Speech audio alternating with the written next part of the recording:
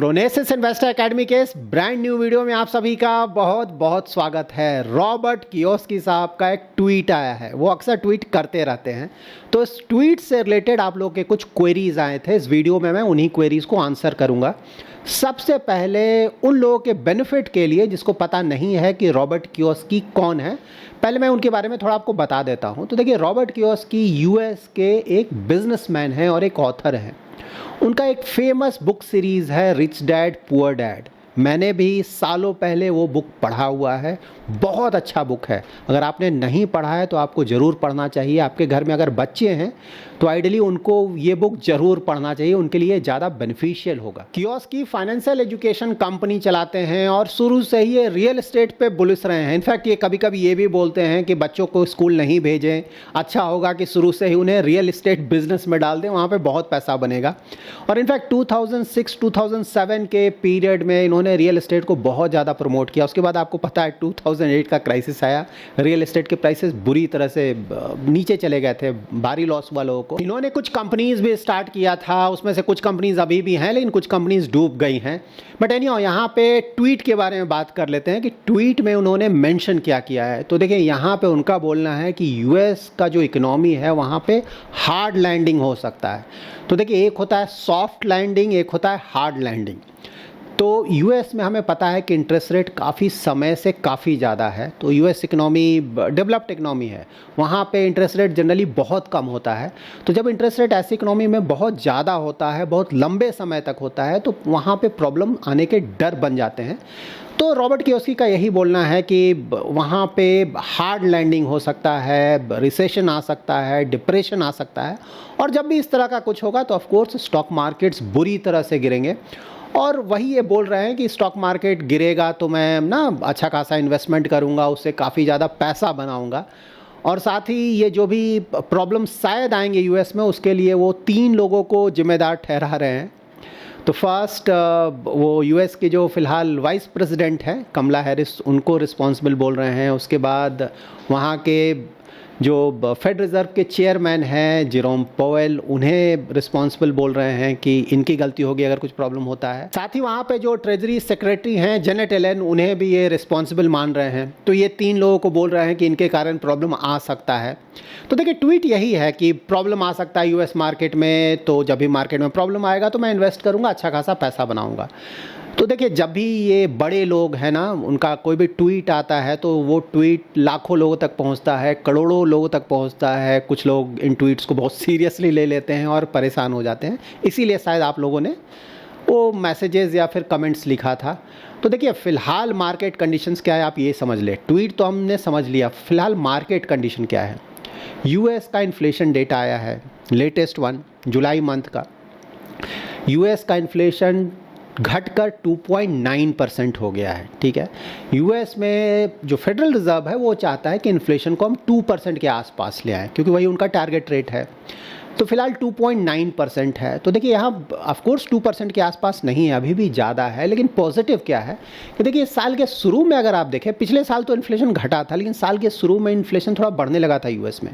लेकिन उसके बाद से इन्फ्लेशन लगातार कम हो रहा है और अभी और भी कम हुआ है। और साथ ही जो ये इन्फ्लेशन आया जुलाई का फिगर ना, इसमें जो हाउसिंग प्राइसेस थे थोड़ा ज़्यादा थे उस समय, तो इसलिए थोड़ा बहुत आया है बढ़कर। मतलब पहले से तो घटा है लेकिन अभी भी 2.9% है।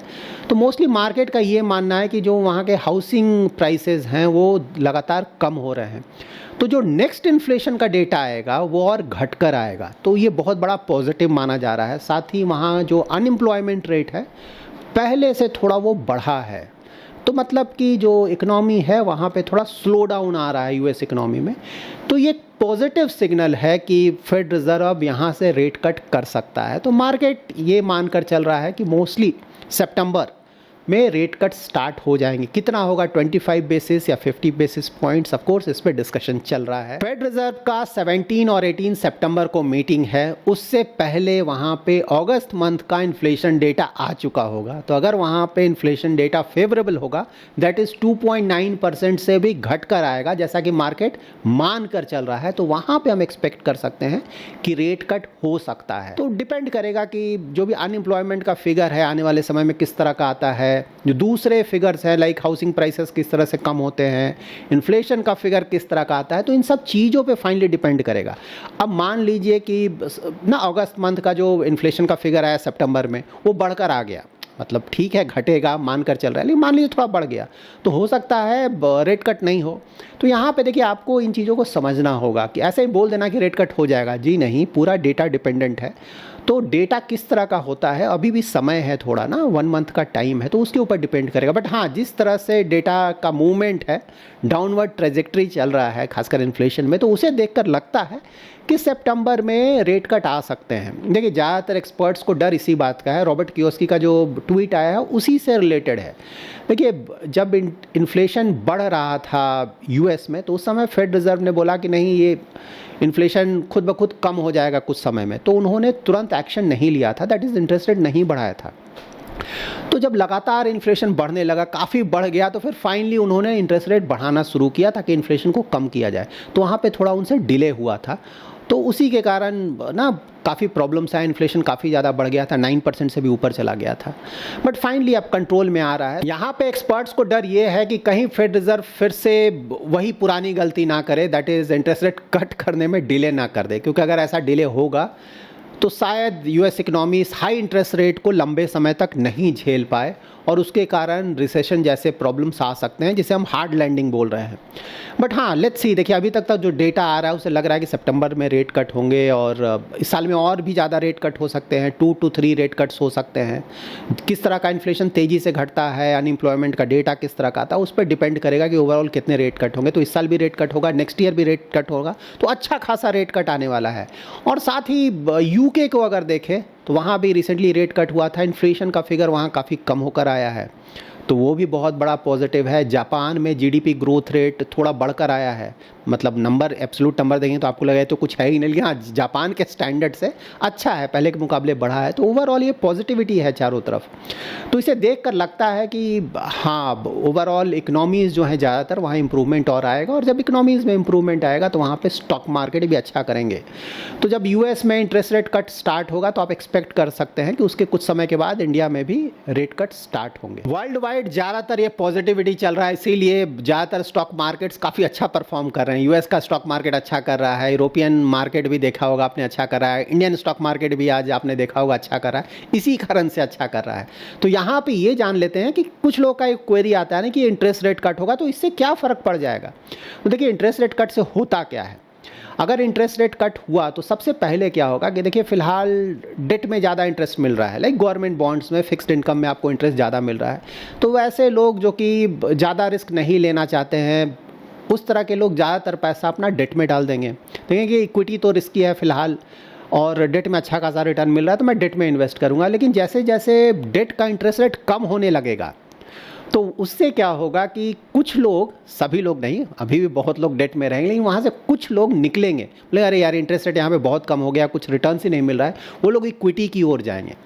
तो वो जो पैसा होगा वो ऑफ कोर्स यूएस मार्केट्स में भी थोड़ा इन्वेस्ट होगा और साथ ही कुछ पैसा बाहर निकलेगा, इमर्जिंग इकोनॉमीज़ में भी आएगा। इमर्जिंग इकोनॉमीज़ में इंडिया एज अ कंट्री बहुत अच्छा कर रहा है एज अ इकोनॉमी, तो यहाँ भी कुछ पैसा आएगा जो कि इंडियन स्टॉक मार्केट्स के लिए बहुत बड़ा पॉजिटिव है। साथ ही क्या होगा इंटरेस्ट रेट कट से, तो देखिए जो कंपनीज़ हैं, किसी का अगर ग्रोथ प्लान है ना, ग्रो करना है, उसको और पैसे की ज़रूरत है, तो जब इंटरेस्ट रेट कम होगा तो सस्ते इंटरेस्ट पे वो लोन ले पाएगा, जो कि कंपनी के लिए काफ़ी अच्छा है। उसी तरह से हमारे जैसे कंज्यूमर्स, रिटेल कंज्यूमर्स, जैसे हमें घर खरीदना है या कोई कार खरीदना है या कुछ और प्रोडक्ट खरीदना है, तो उसके लिए जनरली हम लोन लेते हैं। तो जब लोन सस्ता हो जाएगा तो हम और भी ज़्यादा लोन लेंगे, ज़्यादा घर खरीदेंगे, ज़्यादा कार खरीदेंगे, जिसके कारण ओवरऑल कंपनीज़ का परफॉर्मेंस इंप्रूव होगा, ओवरऑल इकोनॉमी का परफॉर्मेंस इंप्रूव होगा और ओवरऑल स्टॉक मार्केट का भी परफॉर्मेंस इंप्रूव करेगा। यहाँ पे देखिए ये भी ध्यान में रखें कि ये सब चीज़ें सिक्लिकल है, इंटरेस्ट रेट बढ़ना घटना, फिर से बढ़ेगा फिर से घटेगा। तो जब भी मार्केट को लगता है कि इंटरेस्ट रेट कम होने वाला है तो मार्केट का परफॉर्मेंस इंप्रूव होता है, क्योंकि देखिए अभी भी इंटरेस्ट रेट ज़्यादा है, ऐसा नहीं कि कम हुआ, लेकिन मार्केट का परफॉर्मेंस ऑलरेडी इंप्रूव होना शुरू हो चुका है। वो इसलिए क्योंकि मार्केट पहले मूव करता है, तो मार्केट मान कर चल रहा है कि होने वाला है, इसीलिए मूवमेंट आया है। उसी तरह से जब इंटरेस्ट रेट बिल्कुल डाउन रहेगा कट होने के बाद, तो मार्केट को लगा नहीं अब यहाँ से इंटरेस्ट रेट ऊपर जा सकता है, तो वहाँ देखेंगे कि मार्केट फिर करेक्शन मोड में आ जाएगा, ठीक है। लेकिन हाँ, अभी वो कुछ सालों के बाद होगा, अभी तो कट भी स्टार्ट नहीं हुआ है। तो ये साल, नेक्स्ट ईयर, 2 साल तो बिल्कुल आप रेट कट एक्सपेक्ट कर सकते हैं। उसके बाद देखना होगा, मार्केट कंडीशंस के बेसिस पे देखा जाएगा कि क्या होगा। तो ओवरऑल रॉबर्ट कियोस्की साहब का जो ट्वीट आया है उससे रिलेटेड मैं आपको ये बता सकता हूँ कि ऐसा ट्वीट तो पिछले कई सालों से वो कर रहे हैं, और फॉर्चुनेटली फॉर अस जब भी वो ट्वीट करते हैं तो वो सही नहीं होता है। बट हाँ, देखिए, उनका पॉइंट सिर्फ ये है कि अगर रिसेशन आएगा तो मार्केट बुरी तरह से गिरेगा, तो मैं इन्वेस्टमेंट करूँगा, अच्छे रिटर्न्स आएंगे। सही बात है, अगर रिसेशन आता है तो ऐसा होगा, लेकिन फ़िलहाल जिस तरह के मार्केट कंडीशंस हैं तो ऐसा नहीं लग रहा है कि रिसेशन आएगा। अगर यूएस में interest rate cut immediately start हो जाए, अच्छा खासा रेट कट होगा, तो नहीं लगता है कि रिसेशन आएगा। बट एनी हाउ, अगर रिसेशन आता है तो सही बात है, उनकी बात तो बिल्कुल ठीक है। जब स्टॉक मार्केट गिरेगा, तो जब भी स्टॉक मार्केट गिरेगा, अगर हम ज़्यादा पैसा इन्वेस्ट करेंगे तो ज़्यादा रिटर्न आएगा, इसमें तो कुछ गलत नहीं है। बट हाँ, उनका जो ट्रैक रिकॉर्ड अभी तक रहा है, मोस्टली सालों से इस तरह के ट्वीट्स वो करते हैं और आज तक कभी सही नहीं हुआ है। तो वही है ना कि अगर आप एवरी ईयर 4-5 टाइम्स इस तरह का बात बोलते हैं सालों तक, तो हो सकता है किसी साल कुछ हो जाए, तो फिर आप बोलेंगे कि नहीं मैंने तो बोला था हो गया। तो ऐसा चलता रहता है। ऐसे बहुत सारे लोग हैं वर्ल्ड में, अच्छे खासे लोग, मतलब अच्छा खासा पैसा बनाया हुआ है, अच्छा खासा नॉलेज भी है, अच्छा खासा उनका फ़ैन फॉलोइंग है, इस तरह का ट्वीट्स करते रहते हैं। तो देखिए, हमें अपना खुद का देखना है, हमें मार्केट देखना है कि चल क्या रहा है। तो बेसिस जो हमने मार्केट्स फ़िलहाल हमने जो डिस्कस किया, उसे देखकर लगता है कि फ़िलहाल तो चीज़ें ठीक है। अगर इंटरेस्ट रेट कट होता है तो ओवरऑल वर्ल्ड इकोनॉमी के लिए बहुत अच्छा होगा, इंडियन स्टॉक मार्केट्स के लिए अच्छा होगा। यहाँ पे देखिए, हमेशा एक बात आप ध्यान में रखें एज अ इन्वेस्टर, इक्विटी में जब भी आप इन्वेस्ट करते हैं तो शॉर्ट टर्म का अगर आप इन्वेस्टमेंट करते हैं इक्विटी में, तो वो प्योर लक पे है। अगर आपका लक अच्छा है तो अच्छे रिटर्न्स आएंगे, लक अच्छा नहीं है तो रिटर्न्स नहीं आएंगे, कई केसेस में आपका प्रिंसिपल अमाउंट भी खत्म हो जाएगा, ठीक है। लेकिन अगर आप मीडियम टू लॉन्ग टर्म अपना इन्वेस्टमेंट करते हैं तो वहाँ पे आप इक्विटी से अच्छे रिटर्न्स एक्सपेक्ट कर सकते हैं। मीडियम टू लॉन्ग टर्म का मतलब क्या हुआ, लाइक 5 ईयर प्लस, अगर आप 5 to 10 ईयर्स को मीडियम टर्म की तरह देख लें, 10 ईयर प्लस को लॉन्ग टर्म का देख लें, और 5 ईयर से कम को आप शॉर्ट टर्म का देखें अगर प्योर इक्विटी में इन्वेस्टमेंट करना चाह रहे हैं, लाइक इक्विटी म्यूचुअल फंड्स या स्टॉक्स में। तो देखिए, अगर कोई सोच समझकर लॉन्ग टर्म के लिए अपना इन्वेस्टमेंट करता है, तो देखिए इंटरेस्ट रेट भी सिक्लिकल है ना, नीचे जाएगा ऊपर जाएगा। तो अगर कोई 10 या 20 ईयर्स के लिए इन्वेस्टमेंट करता है तो वहाँ पे ये चीज़ें ज़्यादा मैटर नहीं करती हैं। बट हाँ, ये बात बिल्कुल सही है कि जब भी स्टॉक मार्केट ज़्यादा गिरे, आपके पास लिक्विडिटी है, पैसा है, तो हमें ज़्यादा से ज़्यादा पैसा इन्वेस्ट करना चाहिए, क्योंकि वहाँ पे शॉर्ट टर्म में ही काफ़ी अच्छे रिटर्न्स बन जाते हैं। तो ये बात भी बिल्कुल सही है। So that's it in this video. अगर इस वीडियो से रिलेटेड कोई क्वेरी है तो कमेंट में ज़रूर मेंशन करें, मैं आने वाले वीडियोज़ में ट्राई करूँगा उन क्वेरीज़ को आंसर करने का। अगर ये वीडियो पसंद आया है, किसी तरह का वैल्यू एडिशन हुआ है, तो वीडियो को ज़रूर लाइक एंड शेयर करें, और अभी तक आपने हमारा यूट्यूब चैनल अगर सब्सक्राइब नहीं किया है तो ज़रूर सब्सक्राइब करें। Thanks lot for watching.